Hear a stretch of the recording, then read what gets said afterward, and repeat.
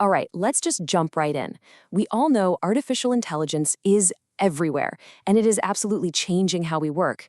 But what does that really mean for you, for me, for our careers? Well, I've been digging into some fantastic analysis on this, and it offers a whole new way to think about our future with AI.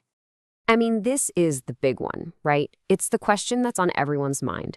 It pops up at dinner, you see it in headlines, and you've probably wondered about it yourself. It's a very direct and a very real concern. And look, this isn't just some random fear. Heavy hitters like the Harvard Business Review are saying, yeah, these fears are reasonable. AI is getting shockingly good at stuff we always thought was just for humans. But what if that whole us versus them story is just the wrong story? What if we've been asking the wrong question all along? What if it's not about replacement, but about partnership? And that brings us to the core idea here. Let's call it the collaboration advantage. The future isn't about humans or AI. It's about how we can harness the incredible power of both working together. The official term for this is collaborative intelligence. Basically, it's a partnership where we focus on what we humans do best. Leadership, empathy, creativity, all that good stuff. And we let AI do what it does best, which is mind-blowing speed, massive scale, and crunching data. It's a true team-up. And this is where it gets really cool, because the data totally backs this up. Some research looked at 1,500 companies, and it showed this isn't just a nice idea. Check out this chart. As businesses lean more into this human-AI collaboration, their performance doesn't just go up a little, it multiplies. The more they collaborate, the bigger the payoff. So the key isn't just using AI, it's how you work with it. So if this is a real partnership, what's our side of the bargain?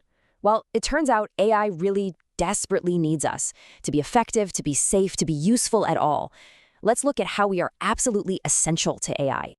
It really boils down to three huge roles for people. We have to train the AI, we have to be able to explain what it's doing, and we have to make sure it's being used responsibly over the long haul. Okay, first up, training. AI has to learn from us. Take Microsoft's assistant, Cortana.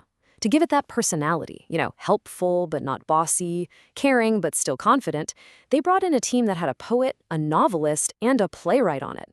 It's a perfect example of how training an AI needs uniquely human skills, even super creative ones. Second, we have to explain it. AI can sometimes be a black box, right? We don't always know how it got to an answer, and that's a massive problem. In the EU, there's actually a law that gives people a right to an explanation. So if an AI denies your mortgage application, a human expert has to be able to step in and tell you exactly why. This is becoming a critical legal necessity. And third, sustaining. This is the ongoing job of being the guardians of AI, making sure it stays safe, ethical, and is doing what it's supposed to. Apple, for instance, has a whole team for differential privacy. Their job is to make sure Apple's AI can learn from users without ever compromising a single person's privacy. That's a huge, ongoing human responsibility. Okay, so that's what we do for AI. But hey, this is a two-way street, so let's flip it. How does AI help us? How does it make us better, faster, and smarter at our own jobs? The benefits really come in three main flavors. AI can amplify our brain power, it can interact with people to free us up for more important work, and it can even embody skills to give us physical superpowers. So let's start with amplifying our skills. And I'm not just talking about number crunching. Look at this thing called Dreamcatcher from Autodesk.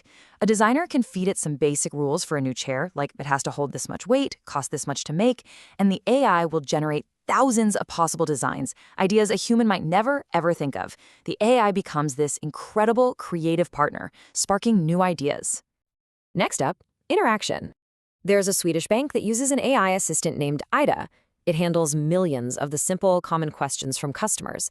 And this is a total game changer. Customers get instant answers, and more importantly, the human agents are now free to focus on the really tricky, sensitive problems where you actually need a person. It makes their jobs more meaningful. And finally, AI can embody physical skills. In a Mercedes-Benz factory, they use what they call cobots, collaborative robots. They're not replacing people, they're basically acting like an extension of the worker's body, doing all the heavy lifting. This lets the human focus on the fine details, allowing for a crazy level of customization on each car that just wasn't possible before. So when you start putting all these pieces together, humans helping AI and AI helping humans, you realize this isn't just about tweaking one little task. This is about totally reimagining how businesses get things done from the ground up. And you can see it happening across every industry. You've got Mercedes-Benz using it for flexibility. HSBC uses it for speed to spot fraud in a split second. Unilever uses it to scale up and screen way more job applicants. GE uses it for better decision-making to predict when machines will break down. And Carnival Cruises uses it to personalize every single guest's vacation. It's everywhere. So the big takeaway here is that this new partnership, this new world of work, well, it requires a brand new set of skills from us. The old way of doing things just isn't going to cut it anymore. And they're calling these fusion skills. This right here is the key.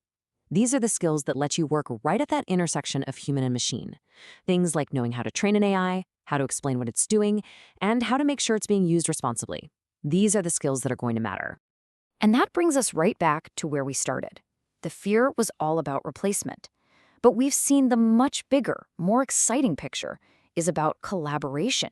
So the real question we should all be asking ourselves, it's not a passive one, like, will an AI take my job? No, it's an active, empowering question, how will I work with one?